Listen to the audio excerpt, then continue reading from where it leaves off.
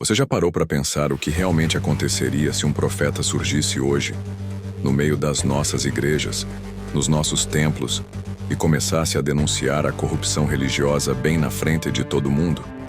Imagine isso. Alguém simples, sem status, mas cheio da autoridade de Deus, subindo no altar e dizendo que tudo aquilo ali, o culto, os sacrifícios, os discursos, não estão agradando a Deus. Que tudo virou aparência, que Deus está cansado de tanta falsidade. Essa foi a missão de Malaquias. E o que ele disse, há mais de 2000 anos, ainda queima como fogo nos dias de hoje. Malaquias apareceu num momento delicado da história de Israel. O povo tinha voltado do exílio na Babilônia. Eles tinham reconstruído o templo, estavam tentando se reerguer como nação, mas algo estava fora do lugar. Por fora, parecia que tudo estava no caminho certo. O templo funcionava.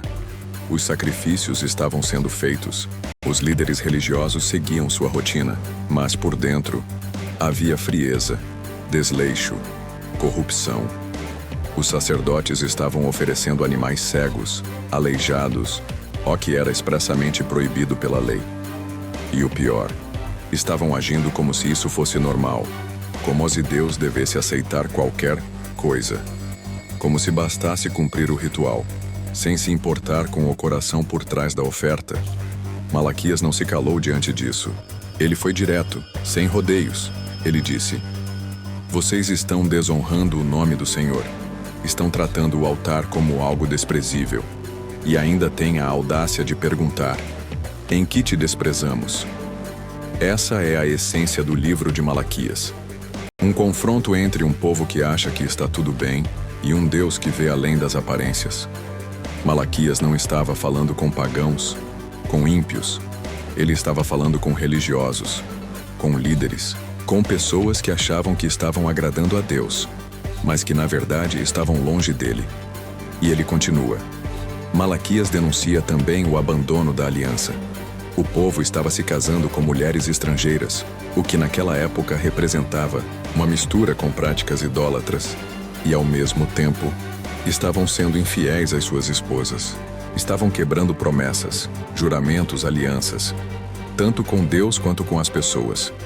E tudo isso vinha acompanhado de um discurso hipócrita, de um choro no altar, como se Deus fosse obrigado a ouvir.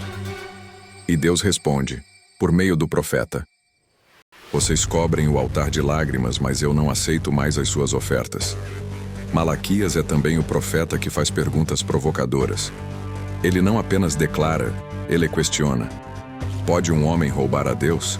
Essa pergunta ecoa até hoje. Ele confronta o povo por não devolverem os dízimos e as ofertas, mas vai além da cobrança material. Ele mostra que isso era um sintoma de algo mais profundo: desconfiança. O povo não confiava mais em Deus como fonte, como provedor. Era como se eles estivessem dizendo: Deus não cuida de nós, por que daríamos o nosso melhor para Ele? E aí, no meio desse cenário de frieza, de apatia, de distanciamento espiritual, Malaquias libera uma das promessas mais poderosas e cheias de esperança. Virá um mensageiro, alguém que preparará o caminho do Senhor, alguém que abrirá os olhos do povo antes que Deus venha com justiça. Aqui, ele aponta diretamente para João Batista, aquele que viria séculos depois para preparar o caminho para Jesus. É como se Malaquias estivesse dizendo: Deus não desistiu de vocês, Ele ainda vai agir. Mas antes disso, Ele vai mandar alguém para limpar o caminho. Malaquias termina com uma visão séria: o dia do Senhor. Um dia que trará juízo, mas também restauração. Deus vai purificar os sacerdotes como ouro e prata são purificados no fogo. Vai trazer justiça para os que exploram, oprimem e mentem, mas também vai restaurar a aliança como aqueles que o temem. Vai trazer cura, vai trazer reconciliação entre pais e filhos, entre gerações. E aqui, de novo, a mensagem de Malaquias rompe os limites do seu tempo, porque até hoje, a gente vive num mundo onde a fé se mistura com interesses, onde líderes falham, onde o povo se esfria. mas também num mundo onde Deus continua chamando, alertando, purificando. A voz de Malaquias é a última antes de 400 anos de silêncio profético. E isso diz muito. Porque Deus termina esse ciclo com um alerta e uma promessa. Ele não fala mais até João Batista surgir no deserto.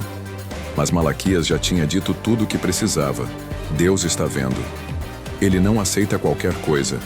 Ele quer verdade, quer coração, e ele vai agir. Vai vir com fogo, com cura, com justiça. Se essa mensagem te tocou, se você percebe que ainda hoje Deus está usando vozes como a de Malaquias para despertar o coração do seu povo, compartilha esse vídeo, deixa um like, comenta o que mais te impactou e se inscreve no canal. Ainda tem muita história real, profunda e viva pra gente explorar juntos. Até o próximo vídeo.